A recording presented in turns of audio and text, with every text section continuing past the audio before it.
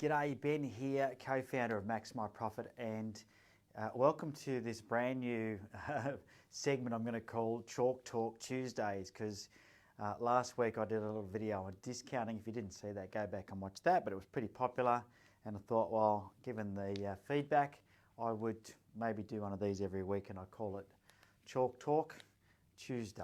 I don't know, just coming up with some name that I think works. Anyway, today I'm going to talk about whether or not you value your money more than your time. And you may be wondering, what is it that I'm talking about? But if you think about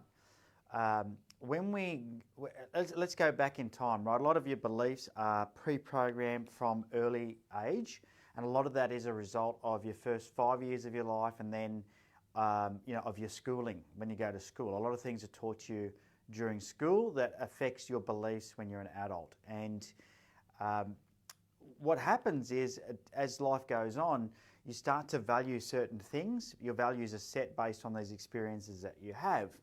And when we go to school, we're taught that we've got to be academically good so we can get a job. And then when we get a job, we're taught that we trade our time for money. And sort of this is something that is really ingrained in the human race, right? Is trading our time for money.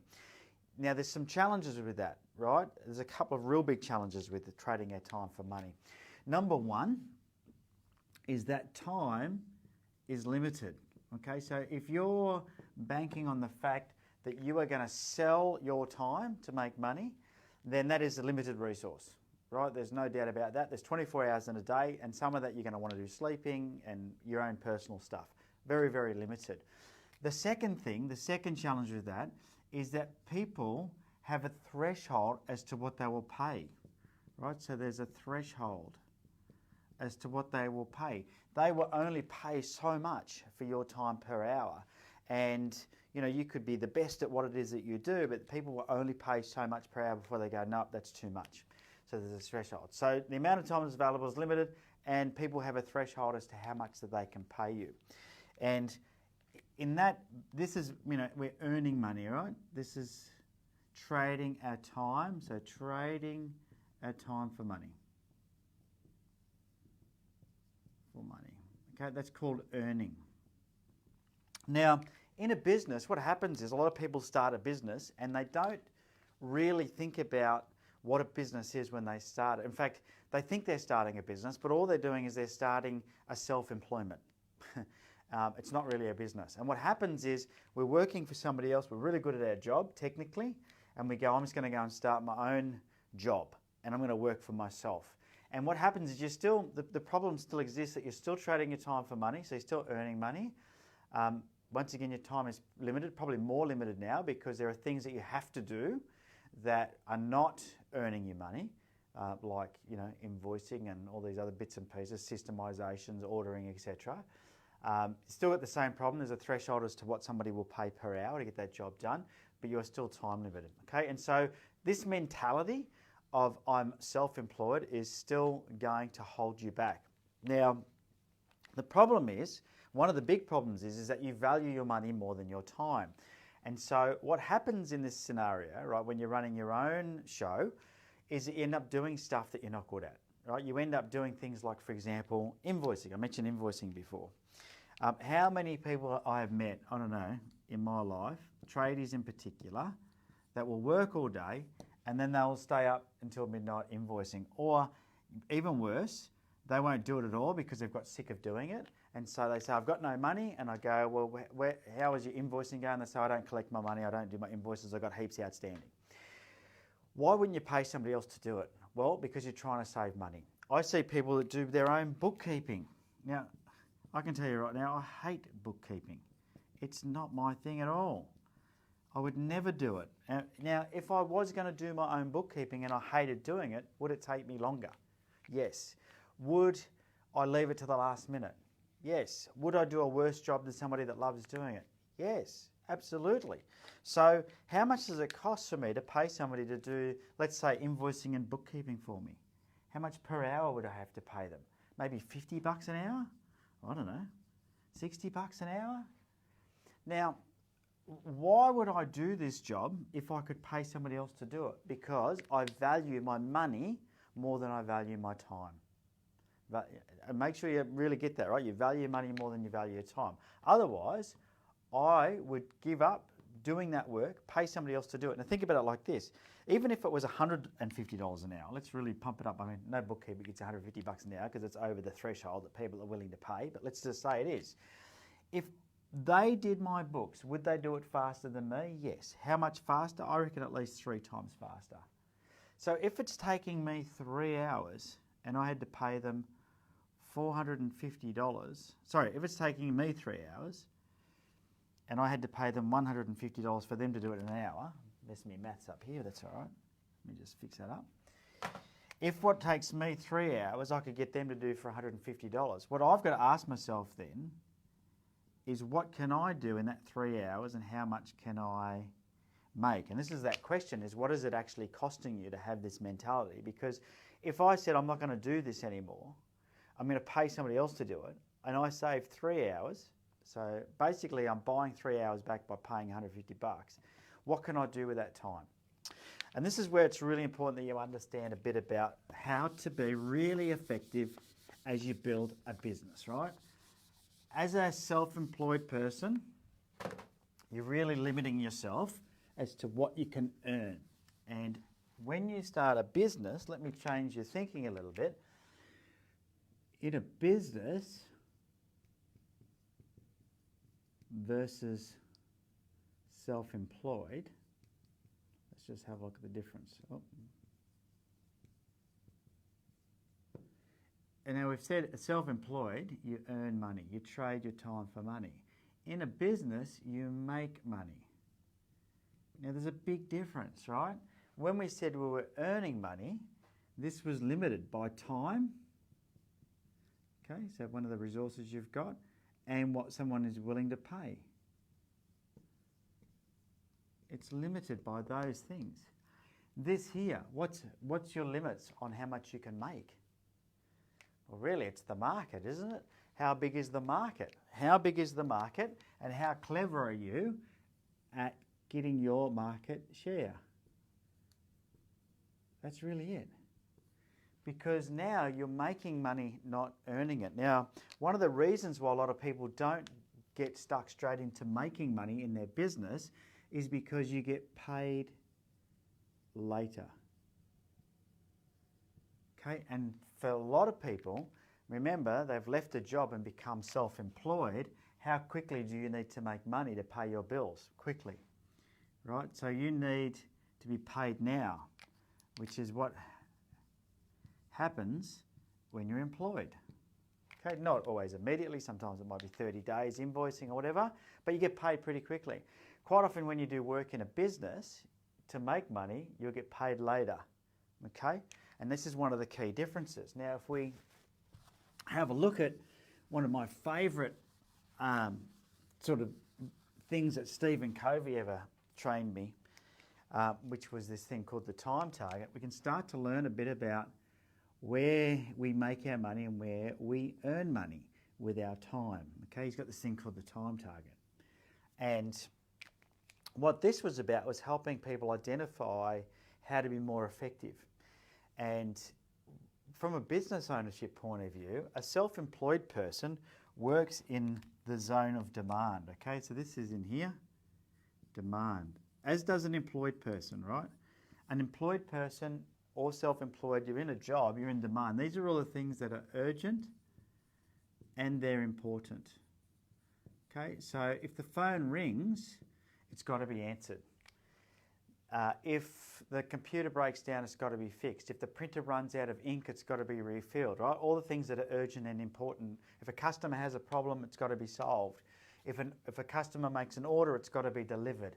If a product needs to be installed, but the customer's bought it and you're the only installer, it's got to be installed. All of these things are what is called the demands, okay? And every business has demands. Every business has demands. And this is why you employ people or you get equipment, right? Machines, because machines or people can fulfill this demand, okay? That's what they do. Now, you can employ yourself as one of the people that sits in that demand ring. The problem with that is a business doesn't grow it doesn't innovate in the demand zone. That's not where it happens. Where it happens is in the middle here, which is what we call the zone. Okay, and I'll talk about these two outer circles in a second. But in the zone, what gets done is all the things that are important, okay, but not urgent. Okay, not urgent. Okay, so they're things like marketing strategy, team training, system development, product development, new market segments, team training, you name it. All the things that you can think about that aren't in the demand zone that you know will make your business better, but you're not doing. And everyone can write that list out, right? So if you live your life in this demand zone as a self-employee, you're never going to work in the zone. And if you don't work in the zone, then your business is not going to be worked on. You're only working in it. And if you're not working on it, then nobody is. And this is where the challenge is. Now, there's two other areas that Stephen Covey identified, and it's really important to talk about those, because one of them is the zone of distraction. Okay, and there's a lot in our life today that distracts us. Even watching this right now might be a distraction for you. It could be, right? Rather than you being in the zone, you're being distracted. Now, a distraction is things that are not urgent and they're not important, okay? So something like a live video pops up on Facebook and you watch it. Distraction, let's just face it, let's call it what it is. A friend SMSs you about the weekend and it's like it's Tuesday, but you get involved in a conversation about the weekend. Not urgent, not important. You get an email from your favourite shop and they've got a sale on jumpers. Not urgent, not important, but you click on the link and you go to the website and you start searching it. Distraction. All of these things are a distraction, okay? And this is very, very common that people get caught up in these distractions and it's becoming more and more of a problem. And this is stopping you from being in the zone. So the demand zone is very hard to get out of, unless you really don't mind letting people down. If you don't do what's in the demand zone, you're letting someone down. If you've got no demand on, then you've got to say, well, what do I do next? And you really should be in the zone. But a lot of people get distracted. Or they live in this next area of the time target, which is delusion. And delusion is all the things, I'll put it up here, that are not important, but you make them urgent. And I like to call that avoidance behaviour. Okay, so if you're doing stuff that wasn't really urgent, but you're making it urgent, so you feel like you've got to do it, then that's delusion, right? You're living in delusion. And that's not going to help you because you're going to make excuses and you're going to justify being there because you've made it urgent. Okay, all of a sudden I've got to go to Officeworks and buy stationery, all of a sudden it's urgent, but it's not really important. Okay, that's the zone of delusion. Now, one of the best ways to really get good at this is to get into the zone is planning. And I know this is pretty foreign to people, right? It doesn't matter what business you're in or how well trained you are. Whatever training you did to get the degree you've got or the trade certificate you've got or whatever you've got, very rarely, I don't even think they would. They don't do training with you on planning. And if you had a plan that you had to work, what you want to do is you almost want to make the things that you put in that plan into the demand zone. So for example, things like this live video, I didn't decide just to do a live video. I actually have a content schedule, and on that content schedule it said that today I was going to do a live video called the Chalk Talk to my Facebook page at this time. I put it in my diary, so it became a demand zone. So if somebody rang me up and said, can I do something? I'd say, sorry, I'm busy. Put it into the demand zone. If we recognise that as human beings, we work really well in this demand zone, then create demand for the other things that you've got to do. Now, this is why coaching is so important, right? Coaching means that, and as business coaches, this is why it's so effective. It means that we create urgency around the things that have got to be done that are not urgent, okay, by creating accountability. So, for example, a marketing plan. A marketing plan is not really urgent. It's important, right? important, but not urgent. You can get away without having a marketing plan.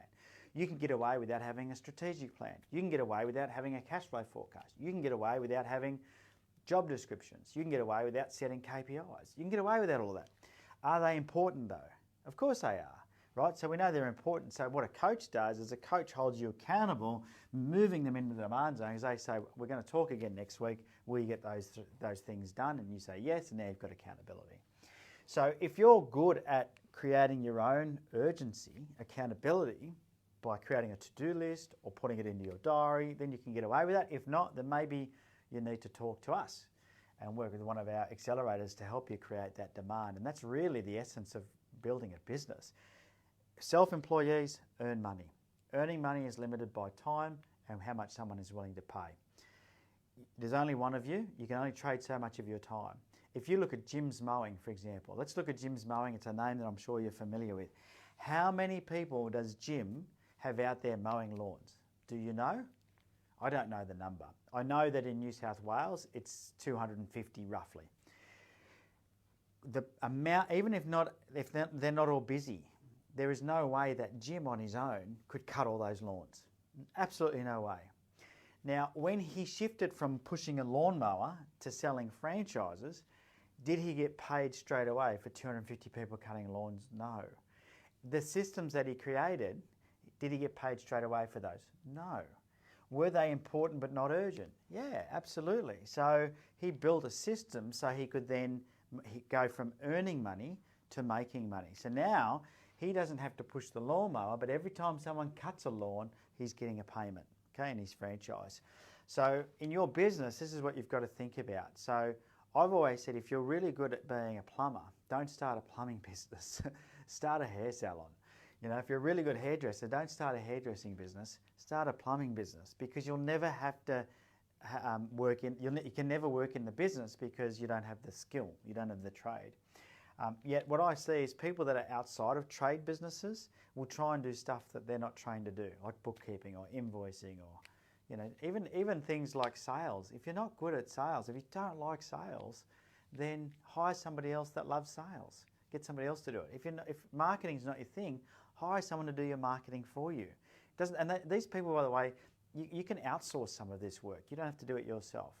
But be prepared to invest to buy some of your time back so you can build your business. You know, and I'll use that Jim's Mowing example again. I don't know what you get paid to mow a lawn. I don't know. Maybe 60, maybe $100. But wouldn't you be better off getting a small percentage of that and having 250 people mowing lawn than you getting 100% of that and you having to do the work yourself? Value your time more than your money. Time is irreplaceable. Once it's gone forever. It's a limited resource. Money, there's heaps of it in the world. You just got to work out how to get more of it for you. What's your share? How do you increase your share of money? All right. Hopefully you found that helpful today and you've enjoyed this week's Tuesday Chalk Talk. Even though I'm not using chalk, I'm using a whiteboard, but I didn't want to call it whiteboard wisdom. Everyone does that. So I thought I'm going to go old school and call it a Chalk Talk. Let me know if you've got a better name, because I just made that up on the spot. If you've got a better name for this Tuesday Chalk Talk, then you let me know. And if you've got any questions, any ideas, or anything you want to add, please do it below in the comments. Alrighty, take care.